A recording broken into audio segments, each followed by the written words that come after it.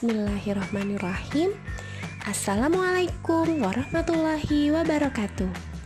Hai teman-teman, jumpa lagi di channel pembelajaran kita.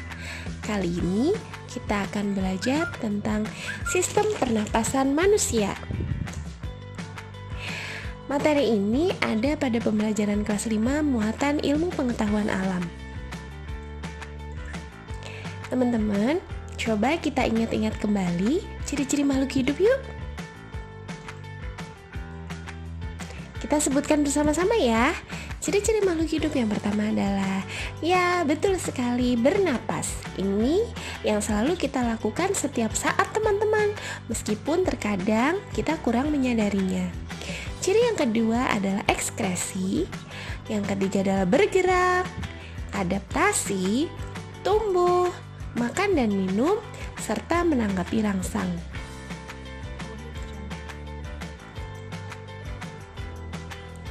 Kali ini kita akan membahas tentang bernapas atau respirasi.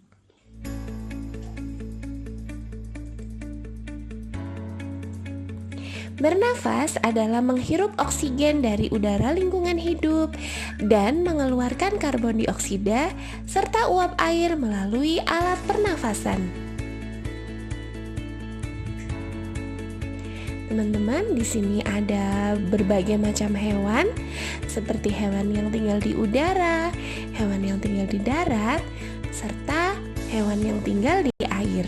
Setiap makhluk hidup membutuhkan oksigen untuk kelangsungan hidupnya. Setiap makhluk hidup melakukan proses pernafasan, baik hewan maupun manusia.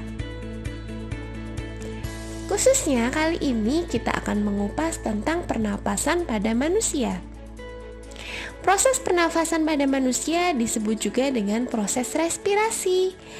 Setiap organ tubuh manusia membutuhkan oksigen agar tetap berfungsi dengan baik. Oksigen didapatkan melalui proses respirasi, yaitu dengan memasukkan oksigen atau O2 dan mengeluarkan karbon dioksida serta uap air. Teman-teman, lalu bagaimana ya oksigen itu bisa sampai ke seluruh bagian tubuh kita? Kita pelajari yuk. Nah, kita akan mengetahui organ pernafasan pada manusia. Jika kemarin kita sudah belajar tentang organ gerak, maka kali ini kita akan belajar tentang organ pernafasan, teman-teman. Nah, organ pernafasan pada manusia yang pertama adalah hidung. Kemudian ada mulut, faring, laring, trakea, bronkus, bronkiolus, alveolus. Ada juga otot yang membatasi antara rongga perut dan rongga dada, yaitu otot diafragma. Teman-teman, kita pelajari satu persatu pada organ pernafasan manusia ya. Nah, yang pertama adalah hidung dan mulut. Udara masuk melalui rongga hidung, namun udara juga bisa masuk melalui rongga mulut. Tetapi teman-teman, pernafasan yang paling baik adalah ketika kita bernafas menggunakan rongga hidung. Kenapa bisa begitu ya? Nah, kita lihat di dalam rongga hidung terdapat bulu hidung yang berfungsi untuk menyaring kotoran, debu, dan polusi. Juga terdapat lendir untuk menghangatkan suhu udara di hidung, juga untuk melembabkan hidung, teman-teman. Pada hidung juga terdapat sistem saraf sebagai indera penciuman dan rangsangan ke otak untuk bersin apabila ada kotoran masuk. Jadi ketika kita bersin itu sebenarnya adalah sebuah nikmat, teman-teman. Ketika kita bersin, artinya organ pernafasan tubuh kita itu menanggapi bahwa ada kotoran dan akan dikeluarkan. Oleh karena itu, penting bagi kita untuk bernafas melalui hidung, teman-teman. Nah, selanjutnya ada organ pernafasan yaitu laring. Juga adalah faring dan laring. Teman-teman, kita pelajari satu-satu ya. Faring merupakan penghubung antara hidung dan tenggorokan, juga kerongkongan. Teman-teman, apa sih bedanya tenggorokan dan kerongkongan? Tenggorokan adalah saluran pernafasan, sedangkan kerongkongan adalah saluran makan, teman-teman. Nah, adapun bagian dari faring yang pertama yaitu laring atau disebut dengan pangkal tenggorok. Di situ ada gambarnya ya, teman-teman. Pada laring terdapat pita suara. Kemudian ada epiglotis. Epiglotis ini merupakan katup pangkal tenggorok yang berfungsi menutupi laring saat makan, sehingga makanan tidak masuk ke saluran pernapasan. Nah, itu dia teman-teman, bisa dilihat gambarnya. Yang nomor 1 adalah faring, nomor 2 adalah epiglotis, yang ketiga adalah laring. Berikutnya, organ pernafasan pada manusia adalah trakea. Trakea atau tenggorokan merupakan saluran pernapasan yang letaknya di leher, berdampingan dengan kerongkongan. Tenggorokan adalah jalan udara, sedangkan kerongkongan adalah jalan makan. Trakea dilapisi cincin tulang rawan untuk membantu agar trakea tetap berbentuk seperti pipa. Di bagian dalam terdapat lendir bersilia, berfungsi merangkap kotoran yang tidak tersaring oleh hidung dan dikeluarkan dengan cara batuk. Nah, teman-teman, ternyata saat kita batuk, artinya organ pernapasan kita pada bagian trakea itu sedang ada kotoran yang terperangkap, kemudian kita keluarkan dalam bentuk batuk. Nah, ini dia gambar trakeanya secara lebih besar ya, teman-teman. Organ pernafasan pada manusia yang berikutnya adalah bronkus, bronkiolus, dan alveolus. Bronkus merupakan percabangan dari trakea, sedangkan bronkiolus merupakan percabangan dari bronkus. Alveolus merupakan percabangan dari bronkiolus yang terdapat di dalam paru-paru.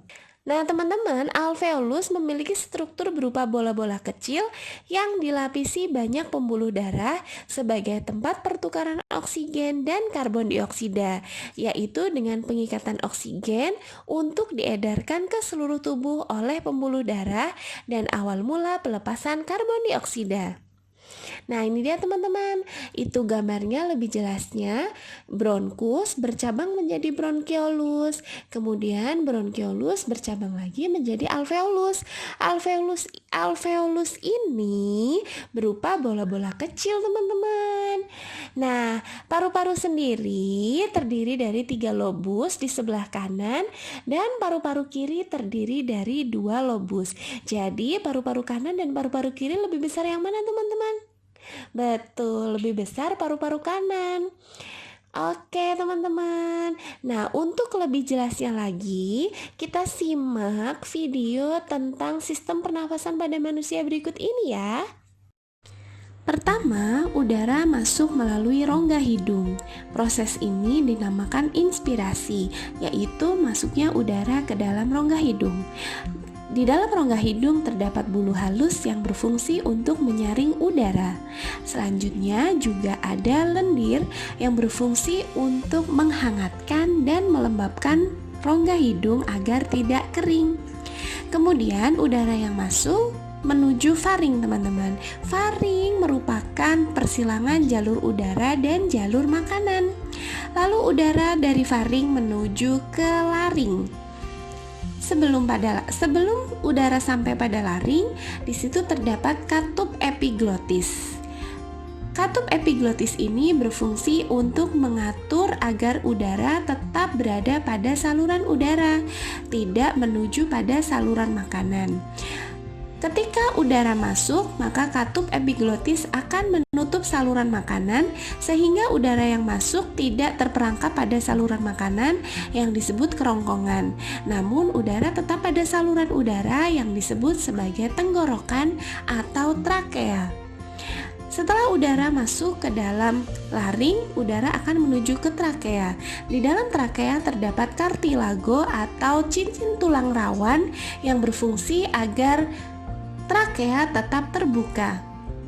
Pada trakea terdapat silia atau lapis mukus, atau bisa juga disebut dengan lendir, yang berfungsi untuk memperangkap kotoran yang lolos dari penyaringan pada hidung. Jadi kalau ada kotoran yang masuk ke dalam trakea, maka akan terperangkap oleh lendir dan kemudian akan dikeluarkan, yang biasanya kita lakukan dengan cara batuk. Jadi ketika kita batuk, sebenarnya kita sedang mengeluarkan kotoran pada trakea, teman-teman.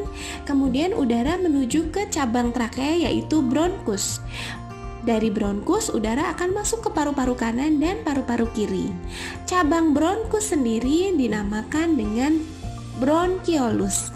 Kemudian bronkiolus bercabang lagi menjadi alveolus. Nah, alveolus ini berbentuk gelembung-gelembung seperti ini, teman-teman. Kumpulan dari alveoli disebut alveolus. Udara yang masuk ke dalam alveolus, maka terjadi pertukaran antara oksigen dan karbon dioksida.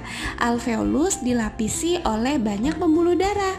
Pembuluh darah ini akan mengikat oksigen oleh sel darah merah, kemudian diedarkan ke seluruh tubuh yang membutuhkan. Nah, ini merupakan gambaran dari sel darah merah, teman-teman. Karena sel darah merah ini mengikat banyak oksigen, sehingga sel-sel darah merah ini berwarna merah, yang tadinya berwarna keunguan.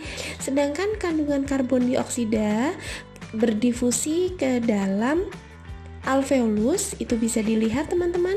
Kandungan karbon dioksidanya masuk kembali ke dalam alveolus, lalu dikeluarkan melalui cabang bronkus, yaitu bronkiolus, kemudian berjalan terus menuju bronkus, yaitu menuju pada bronkus, lalu naik teman-teman, naik ke kerongkongan dan akhirnya dikeluarkan lewat hidung. Proses itu dinamakan ekspirasi. Nah, teman-teman, ketika udara masuk ke dalam rongga hidung, maka otot diafragma akan berelaksasi dan rongga dada membesar. Pada saat itu udara masuk, teman-teman. Nah, ketika mengeluarkan, maka bisa dilihat itu otot diafragmanya berkontraksi, rongga dada mengecil, dan udara keluar dari hidung. Itu disebut sebagai proses pernafasan, teman-teman. Nah, itu dia pembelajaran kita tentang pernafasan. Cukup jelas ya, teman-teman. Terima kasih atas perhatiannya. Wassalamualaikum warahmatullahi